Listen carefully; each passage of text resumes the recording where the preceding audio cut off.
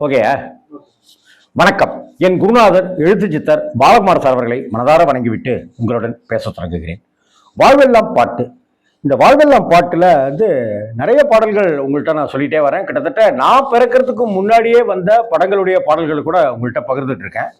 இது என்னுடைய டீன் பருவத்து காலங்களில் வந்த ஒரு படம். அது என் வாழ்க்கையில் மறக்கவே முடியாத ஒரு படம்.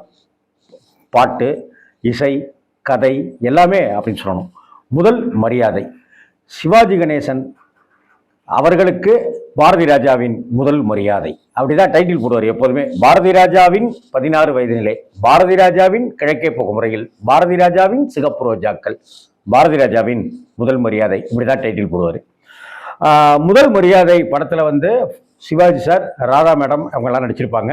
வடிவுக்கரசியினுடைய கதாபாத்திரம் ரொம்ப ரொம்ப பிரமாதமாக பண்ணப்பட்டிருக்கும். சத்யராஜ் ஒரு கெஸ்ட் ரோலில் வந்திருப்பாரு. வழக்கம் போல ஜனகராஜ் மாதிரியானவர்களெல்லாம் பொழந்து கட்டியிருக்கிற ஒரு அற்புதமான படம். இந்த படத்தை பற்றி நான் உங்களுக்கு புதுசாக ஒன்றும் சொல்ல வேண்டியதில்லை. உங்களுக்கு தெரியணும்னா ஒரு சின்ன விஷயம், இந்த சிவாஜி கதாபாத்திரத்துக்கு எஸ்பி பாலசுப்ரமணியன் தான் நடிக்க வேண்டியதாக இருந்தது. பாரதி ராஜா சார் கூப்பிட்டு, பாலு நீ நடுறா அப்படின்னு, பாரதி விளையாடுறியா நீன்னு, என்னாலலாம் கால்ஷீட்லாம் தர முடியாது, ஃபுல் கால்ஷீட் தரணும்டா, 40 நாள் மைசூரில் அப்படியே படப்பிடிப்படா, நான் விளையாடுறியா, ஒரு நாளைக்கு ஹைதராபாடு, சென்னை, பெங்களூரு அங்கன்ட்டு நான் ரெக்கார்டிங்க்கு பாட்டு பாடிட்டு இருக்கேன். ஒரு 4 பாட்டாவது பறந்து பாடிட்டு இருக்கேன் நான். வேறுனா ஒரு 10 நாள் 3 நாள் அப்படின்லாம் நான் பிட்டா ஒதுக்கி தரேன் அப்படின்னப்ப, வேணாம் போடா அப்படின்னு சொல்லிட்டு சிவாஜி சார் தான் சரியா இருக்கும் அப்படின்னு முடிவுக்கு எடுக்கப்பட்ட படம் தான் முதல் மரியாதை. இதை பற்றிலாம் இன்னொரு சந்தர்ப்பத்தில் நான் விரிவாகவே பேசுகிறேன். முதல் மரியாதைக்குள்ளார அவ்வளோ சுவாரஸ்யம் இருக்குது. அந்த இளவட்டக்கல்லை சிவாஜி சார் தூக்குவார்ல, அந்த இளவட்டக்கல்லை விட 1000 இளவட்டக்கல் அளவுக்கு விவரங்கள் இருக்குது இந்த முதல் மரியாதைக்குள்ளார. சரி, இந்த படத்தில் இருக்கிற எல்லா பாடல்களுமே எனக்கு ரொம்ப மனசுக்கு நெருக்கமான பாடல், வாழ்வுக்கு நெருக்கமான பாடல் அப்படின்னு தான் சொல்லணும். ஒரு சிவாஜி வயது முதிர்ந்த ஒரு 60 வயசுக்கார சிவாஜி, ஒரு 20 வயசு பொண்ணு ராதா, இவங்களுக்குள்ளார இருக்கிற அந்த ஸ்நேகம் அன்பா மாறுது, அந்த அன்பு உறவா மாறுது, நட்பா மாறுது, காதலா மாறுது அப்படிங்கிறது தான் இந்த படத்தினுடைய முக்கியமானது. எங்கேயும் வீட்டில் கிடைக்காத ஒரு பாசம் வெளியில கிடைக்குது அவருக்கு, சிவாஜி கணேசனுக்கு அந்த கதாபாத்திரத்துக்கு அப்படிங்கிறது தான். இந்த சமயத்துல அவர் விக்கித்து போய் உட்கார்ந்துருப்பாரு. அந்த சமயத்துல வரக்கூடிய இந்த பாட்டு தான் நம்ம எல்லார் வாழ்க்கையிலையும் வரக்கூடிய அந்த துக்கத்திலேயோ சோகத்திலேயோ இந்த பாட்டு ஒரு மயில் இறகு மாதிரி வருடக்கூடிய ஒரு பாட்டு அப்படின்னு என்னுடைய அபிப்பிராயம். அது பூங்காத்து திரும்புமா. இந்த பாட்டு நல்லா ஞாபகம் இருக்கு. 1985 வருஷத்துல இந்த படம் வருது. நான் அப்ப +1 படிச்சுட்டு இருக்கேன். காரைக்குடியில் படிச்சுட்டு இருக்கேன், அழகப்பால. அப்போ காரைக்குடியில் அழகப்பா காலேஜுக்கு, பல்கலைக்கழகம், அது அழகப்பா காலேஜுக்கு எதிர்த்தாப்புல ஒரு கொல்லங்காளி அம்மன் கோவில்னு ஒரு அம்மன் கோவில் இருக்கு. அந்த அம்மன் கோவிலுக்கு பின்னாடி ஒரு டீ கடை. அந்த டீ கடையில் இந்த முதல் மரியாதை பாட்டு போடுவாங்க. அதை கேட்கறதுக்காகவே நாங்கள் போவோம். அண்ணே அந்த பாட்டை போடுங்கன்னேன்னு நாங்கள் சொல்றதுக்காகவே நாங்கள் அங்கே போய் டீ குடிப்போம். இது மாதிரி ஒரே சமயத்தில் எத்தனை தடவை டீ குடிச்சிருப்பேன்றது எனக்கே தெரியாது. அந்த டீ கடைக்கார அண்ணனுக்கு முகம் சுளிக்காம டீயையும் கொடுத்து, அதாவது செவிக்கு உணவையும் பசிக்கு டீயையும் கொடுத்த அந்த அண்ணனுக்கு நன்றி. அந்த அண்ணன் இப்போ எங்கே இருக்காருன்னு கூட எனக்கு தெரியாது. அதில் என்ன சுவாரஸ்யம்னாக்கா, முதல் மரியாதை கேசட்டே ஒரு சுவாரஸ்யம் தான். ஏன்னாக்கா, ஒரு பாட்டை கேட்டுட்டு போகிறதுக்கு மத்தியில் பாரதி ராஜா சார் என்ன பண்ணுவாருன்னா, இந்த படத்தினுடைய கேசட்டில் ஃபர்ஸ்ட் என் இனிய தமிழ் மக்களே அப்படின்னு ஆரம்பிச்சு முடிச்ச உடனே என் கவித்தோழன் வைரமுத்து அப்படின்னு சொல்லிட்டு இனி அவன் பேசுவான் அப்படின்னு அவர் முடிப்பாரு. ஒவ்வொரு பாட்டுக்கு முன்னாடியும் ஒரு முன்னுரை, ஒரு பொழிப்புரை வைரமுத்து சார் பேசுவார். வைரமுத்து சார் அவருடைய கவிதைங்கிறது ஒரு சந்தோஷம். வைரமுத்து சாருடைய பேச்சு இருக்குல்ல, அது அப்படி ஒரு கம்பீரமா இருக்கும். அவரை போலவே நல்ல ஞாபகம் இருக்கு. இந்த பூங்காத்து திரும்புமா, இந்த பாட்டுக்கு முன்னாடி வைரமுத்து சார் சொல்லுவார், ரொம்ப வருஷம் ஆயிடுச்சு இப்போ அதை சொல்லி, மனசுக்குள் காயம் ஏற்படும் போதெல்லாம் ஒரு மாயக்கரம் மருந்து போட்டு விட்டு போகும். அந்த கம்பீர மலை கலங்கி அழும் போதெல்லாம் கண்ணுக்கு தெரியாத சுட்டு விரல் ஒன்று தொட்டு துடைத்துவிடும். முகம் காட்ட மறுக்கும் குயிலின் முகவரி தேடி மனசு மத்துப்பூ சிக்கிய தயிராய் தத்தளிக்கும். அடியே பெண்ணே, நீ மட்டும் ஆறுதல் சொல்வதாக இருந்தால் நான் அழுது கொண்டே இருக்கலாம் போல. பூங்காத்து திரும்புமா சொல்லும் போதே எனக்கு அப்படியே ஒரு மாதிரியா மலேசியா வாசுதேவன். மலேசியா வாசு அது வரைக்கும் அதுக்கு முன்னாடிலாம் டிஎம்எஸ் தான் சிவாஜி சாருக்கு பாடிட்டு இருந்தாரு. அதற்கு பிறகு படிக்காதவன் இந்த படம் அப்படி இப்படின்லாம் வர ஆரம்பிச்ச உடனே மலேசியா வாசுதேவன், அட சிவாஜிக்கு அப்படியே இருக்கிய வாய்ஸ் அப்படிங்கிற மாதிரி இருந்தது. இந்த படத்துல இருக்கிற எல்லா பாடல்களுமே வந்து சிவாஜி சாருக்கு உண்டான எல்லா பாடல்களையுமே மலேசியா வாசுதேவன் பாடியிருப்பாரு. இளையராஜா ஒரே ஒரு பாட்டு தான் பாடியிருப்பாரு. அந்த 2 பாட்டு பாடியிருப்பாரு. ஒன்று சின்ன பாட்டு டைட்டில் ஏகிளி இருக்கு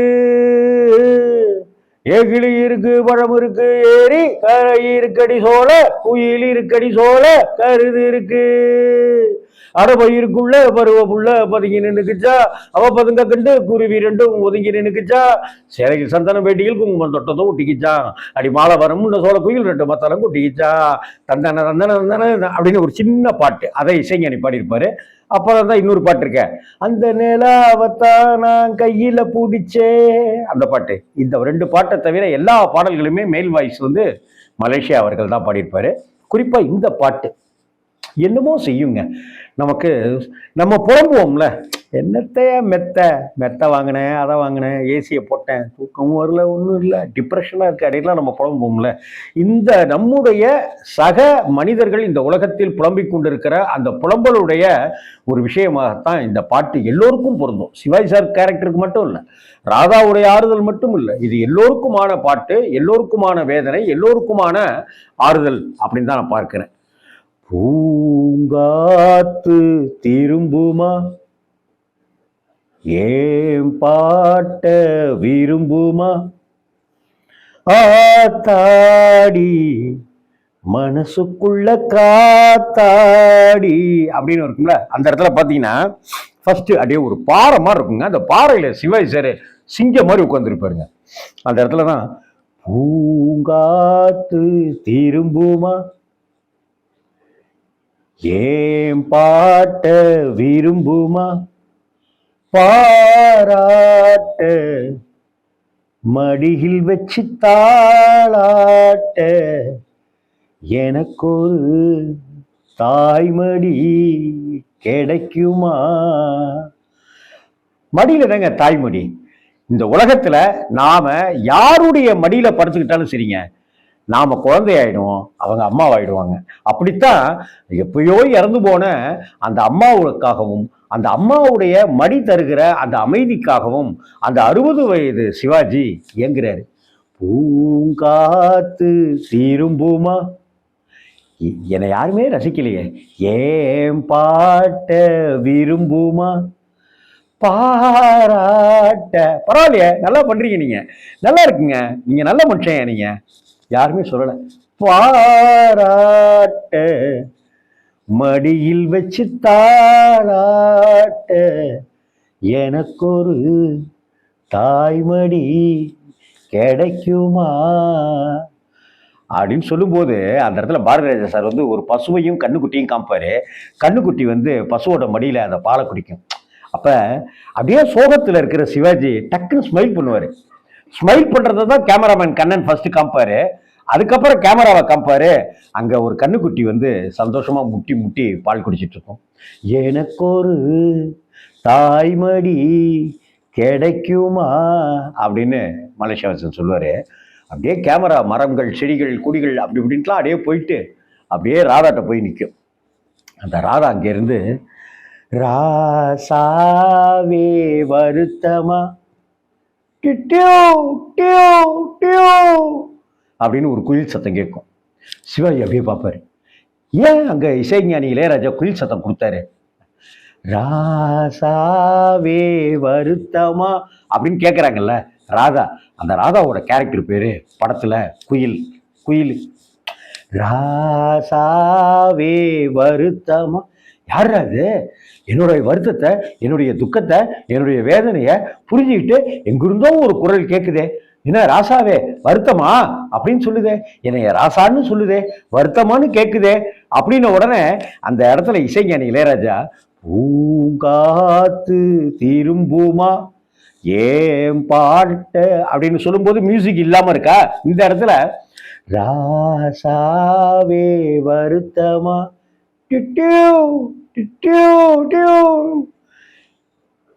ஆகாயும் சுருங்குமா. என்ன வரி, இதை விட என்னங்க சொல்ல முடியும்? நீ ஆகாசத்தை போல இருக்கிறவன்டா, என்ன சுருக்குற நீனு? ஆகாயம் சுருங்குமா பாராட்ட மடியில் வச்சு அப்படின்னு சொல்லும்போது அந்த பூங்கராசாவே வருத்தமா டிங்கிடிங்கிடிங் அப்படின்னு ஒரு இசை ஒன்று அப்படியே ஒரு சந்தோஷத்தை அப்படி மெல்லிசா அப்படியே சின்னதான ஒரு இசையில அப்படியே படர விடுவாருங்க.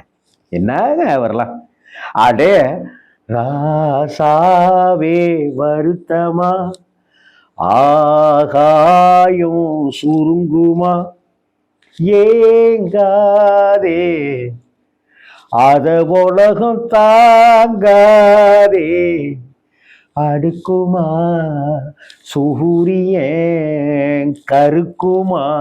கருப்பு எங்க சூரியன் இருக்கும் இல்ல, செக்கச்சவன்னு அப்படிதானே இருக்கும் சூரியன், மஞ்சள் மஞ்சள்னு தானே இருக்கும். அடுக்குமா சூரியன் கருக்குமா அப்படின்னு சொல்லி பாடி முடிச்ச உடனே வயலின்லாம் வர ஆரம்பிச்சு அப்படின்லாம் வரும்போது சிவாஜி சாருக்கு சின்னதான ஒரு ஒரு ஆறுதல். நம்ம சொல்லி யாரோ ஒருத்தங்க கேட்குறாங்க, யாரோ ஒருத்தங்க நீ சூரியன்டா நீனு, நீ ஆகாசம்டா நீனு, அதனால ஒன்றும் ஆயிடாதுடா உனக்கு, என்ன நீனு அழுவுற நீனு, அந்த உலகம் அடுக்காதுடா நீ அழுதாக்க, அப்போ ஏற்பட்ட நல்லவன்டா நீனு அப்படின்னு சொன்ன உடனே சிவாஜிக்கு மனசுல இருக்கிற பாரத்தை அந்த சம்மந்தப்பட்ட அன்னோன்டு பர்சன், அவங்க யாருன்னு தெரியல இல்லையா, அவங்கள்ட்ட கொட்டுறாரு அவர். அங்க இருந்துட்டு பாடுவார் விஜய் சிவாஜி, அந்த பக்கத்துல இருந்துட்டு தெரியாம பாடிட்டே இருப்பாங்க ராதா. என்ன சொல்லுவேன் என்னுள்ளம் தாங்கல, மெத்த வாங்கினேன் தூக்கத்தை வாங்கல. தூக்கத்தை எங்கெங்க போய் வாங்க முடியும் இல்ல, தூக்க மாத்திரை போட்டு தூக்கம்லாம் வரதில்லை நிறைய பேருக்கு. என்ன சொல்லுவேன் என்னுள்ளம் தாங்கல, மெத்த வாங்கினேன் தூக்கத்தை வாங்கல. உடனே அவ சொல்றா, அப்படியா தூங்கலையா நீனு, ஐயோ மெத்தையெல்லாம் வாங்கிட்டியா, ஆனா தூக்கம் வரலையா? அப்படி கேட்கல. உந்த வேதனை யாருக்கு தான் இல்ல, ஒன்ன மீறவே ஊருக்குள்ளாள் இல்ல. என்ன உனக்கு மட்டும்தான் இந்த சோகம் நினைக்கிறியா? எத்தனையோ பேர் ஊர்ல நாட்டுல மெத்தையெல்லாம் வாங்கின்னு இருக்கான், ஏசிலாம் வாங்கி வச்சுட்டு இருக்கான், தூக்கம் வராம பொறன்னு தவிச்சுன்னு இருக்கானுங்க. நீ என்னமோ புதுசா சொல்ற உனக்கு மட்டும்னு. இந்த வேதனை யாருக்கு தான் இல்ல, ஒன்ன மீறவே ஊருக்குள்ளாள் இல்ல. உடனே சிவாஜி அடி நடந்து வருவாருங்க. அடேங்கப்பா, நடையில மன்னங்க சிவாஜி. ஐயோ, ஏதோ எம்பாட்டுக்கு நாம் பாட்டு பாடி என் சொல்லாத சோகத்தை சொன்னேனடி. ஏதோ என் பாட்டுக்கு சொல்லிட்டே இருக்கேன், என்னை பற்றி சொல்லாத சோகத்தை எல்லாம் சொல்லிட்டே இருக்கேன். ஏதோ எம்பாட்டுக்கு நாம் பாட்டு பாடி சொல்லாத சோகத்தை சொன்னேனடி.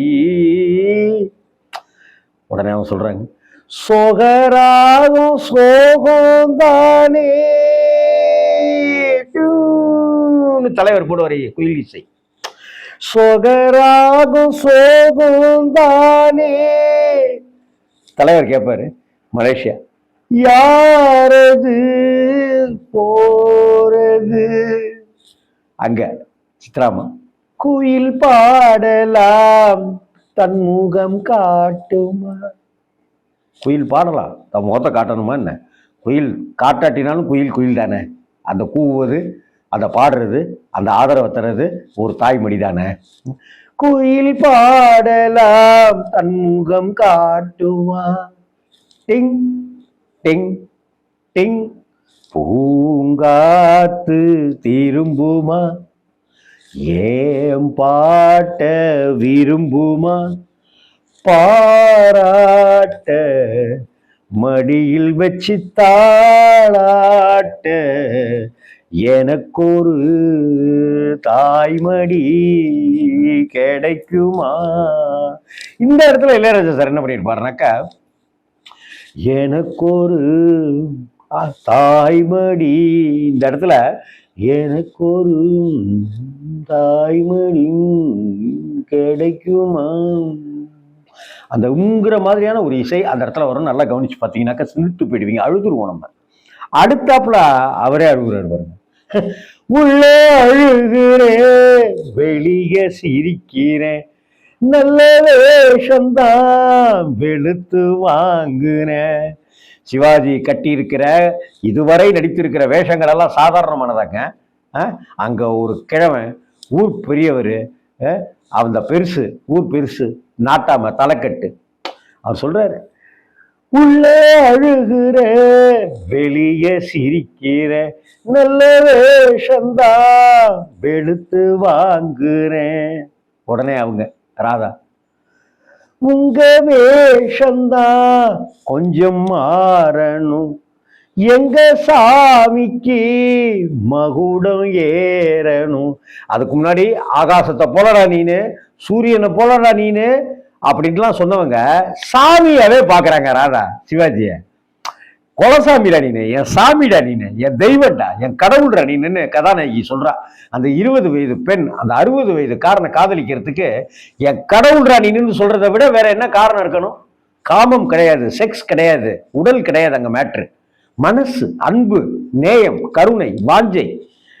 அதான் சொல்றா, உங்க வேஷம்தான் கொஞ்சம் மாறணும், எங்க சாமிக்கு மகுடம் ஏறணும். அடப்பாவி, என்னமோ ஆகாசத்துக்கு ஒப்பிட்ட, உன்னைய போல சோகம் யாருக்கு தாண்டா இல்லைன்னு ஆறுதல் சொன்ன, சூரியன்ற நீனு, கருக்கலாமாடா நீனு அப்படின்லாம் சொன்ன, இப்ப என்னடா சாமின்னு சொல்ற. உடனே அவர் சொல்றாரு, மானே என் நெஞ்சுக்கு பால் வார்த்த தேனே, முன்னே என் பார்வைக்கு வா வா பெண்ணே. என்ன வரிடா வைரமுத்து ஐயா, சல்யூட் உங்களுக்கு. மானே என் நெஞ்சுக்கு பால் வார்த்த தேனே, முன்னே என் பார்வைக்கு வா வா கண்ணே. அடுத்தாப்புல சொல்ற பாருங்க, ஏச பாட்டு நீ சொன்னதுக்கெல்லாம் மறுபாட்டு ஒண்ணு பாடிட்டே இருக்கேனே, பாட்டிலேயே உனக்கு ஆறுதல் சொல்லிட்டு இருக்கேனே, பதில் சொல்லிட்டு இருக்கிறேனே, அது யாருன்னு நினைக்கிற நீனு? எங்கிருந்தோ ராதா சொல்றாங்க, எங்கிருந்தோ சிவாஜி கேட்டுட்டு இருக்காரு. பார்க்கல ரெண்டு பேரும். ஆனா சிவாஜிக்கு, ராதாவுக்கு தெரியும் இது சிவாஜி தான்ட்டு, சிவாஜிக்கு தெரியாது பாடுறது ராதா தான்ட்டு. ஏச பாட்டு படிச்சேன் நானே, ஏச பாட்டு படிச்சேன் நானே. அந்த ஆத்தங்கரையில அந்த பரிசலுக்கு பக்கத்துல ராதா நிற்பாங்க. சிவாஜி சார் அங்க எங்கன்னுலாம் நடந்து போனவரு அப்படி வந்துருவார். பூங்குயில் யாரது வந்துருவார். ராதா, கொஞ்சம் பாருங்க பெண் கோயில் நானுங்க. அட நான் தாங்க அது அப்படிங்கிறா அந்த பரிசக்காரி. அந்த ராதா சொல்றா, கொஞ்சம் பாருங்க பெண் கோயில் நானுங்க. சைலண்ட். சைலண்ட்ல நம்ம மனசை கரைக்கிறாங்க அந்த இசைஞானி கடவுள். அழுதுட்டாங்க. அந்த சைலண்ட் ஒரு 3-4 செகண்ட் இருக்கும் பாருங்க. கொஞ்சம் பாருங்க பெண் கோயில் தானுங்க. சிவாஜி பாப்பாரு.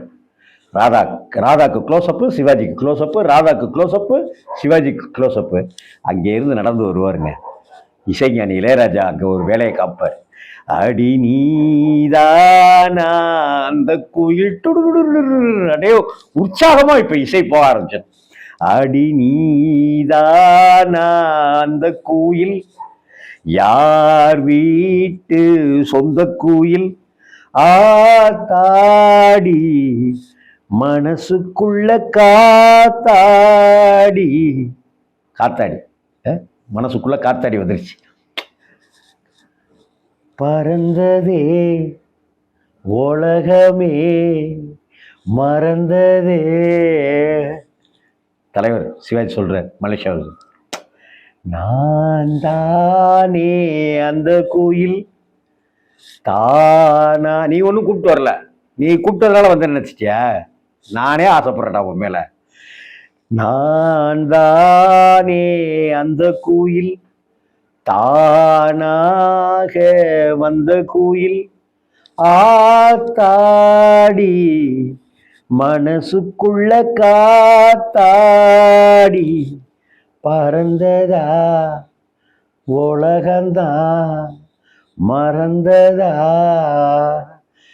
இந்த பாட்டு இசைஞானி இளையராஜாவுக்கு வணக்கம், இயக்குனர் மையம் பாரதிராஜா சாருக்கு வணக்கம், கவிப்பேரரசு வைரமுத்து, மலேசியா வாசுதேவன், சித்ராமா எல்லாருக்கும் என்னுடைய வணக்கத்தையும் நன்றியையும் தெரிவிச்சுக்கிறேன். இப்படி ஒரு பாட்டு இத்தனை வருடங்கள் கழித்தும் ஒரு மயிலிறகு தடவுகிற பாட்டு. எந்த காயமாக இருந்தாலும் அந்த காயத்துக்கு ஒரே நிவாரணி, வலி நிவாரணி, பெயின் கில்லர் இசைஞானி இளையராஜா தான். இதில் நடிகர் திலகம் சிவாஜி கணேசன் அவர்களையும் நடிகை ராதா அவர்களுடைய உச்சபட்ச நடிப்பையும் இந்த படத்தில் பார்க்க முடியும். வாழ்வெல்லாம் பாட்டில் என் கூடவே வர இந்த பூங்காத்து திரும்புமா, மறந்ததே உலகந்தான் மறந்ததே. நம்ம உலகத்தை மறக்கிறோமோ இல்லையோ, நம்மளுடைய சோகத்தை மறக்கக்கூடிய பாட்டா இந்த பாட்டு இருக்கும்னு நினைக்கிறேன். வணக்கம்.